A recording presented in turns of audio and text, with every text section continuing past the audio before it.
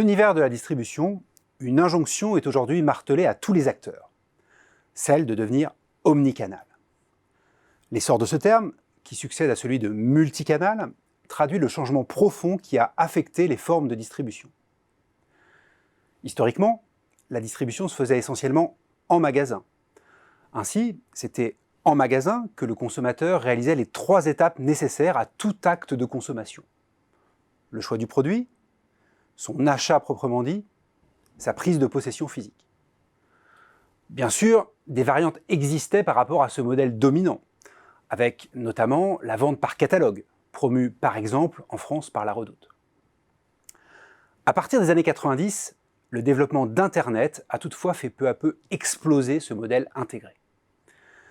Aujourd'hui, pour chacune de ces 3 étapes, le consommateur a le choix.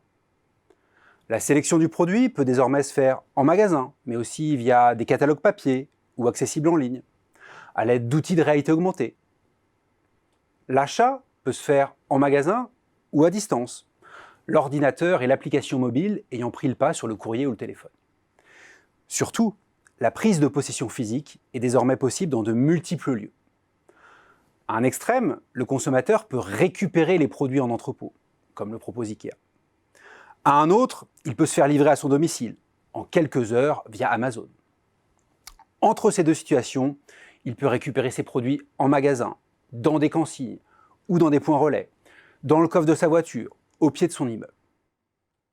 Ainsi, derrière l'omnicanal se cachent 2 grands bouleversements.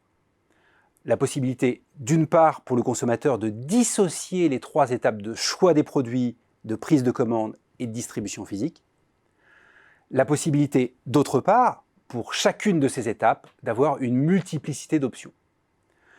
Ce sont eux qui font qu'aujourd'hui, un individu peut, pour consommer, se rendre en magasin pour y choisir un produit, puis rentrer chez lui pour passer sa commande par Internet et décider de recevoir le produit dans un point relais. Faut-il alors que les entreprises soient omnicanales, c'est-à-dire, si l'on suit l'origine latine de ce mot, proposent aux consommateurs toutes les possibilités évoquées plus haut? La réponse est évidemment non. Louis Vuitton ne va pas donner le choix à ses clients d'aller retirer eux-mêmes ces produits dans des magasins entrepôts situés en périphérie parisienne. Inversement, IKEA ne va pas implanter dans Paris un réseau entier de magasins de proximité. Alors qu'il est impossible de couvrir tout le spectre du possible, l'enjeu pour une entreprise est de sélectionner pour chacune des 3 étapes les options qui lui paraissent pertinentes et d'assurer, du point de vue du consommateur, une cohérence et une fluidité entre elles. Pour y parvenir, il s'agit alors d'allier 2 logiques.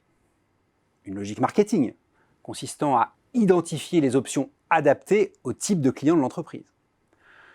Ainsi, si la clientèle est essentiellement faite de personnes âgées, moins dotées en compétences physiques, proposer aux clients de récupérer des produits dans des entrepôts sera, on l'imagine, bien peu pertinent.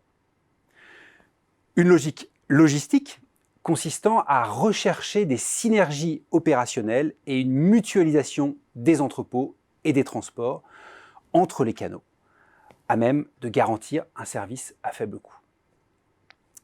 De ce fait, le succès d'une stratégie omnicanale passe par la mobilisation conjointe de l'expertise des équipes marketing et des équipes logistiques et supply chain, qui doivent coopérer ensemble pour trouver une organisation omnicanale qui soit adaptée aux caractéristiques de leur entreprise, de ses produits et de ses clients.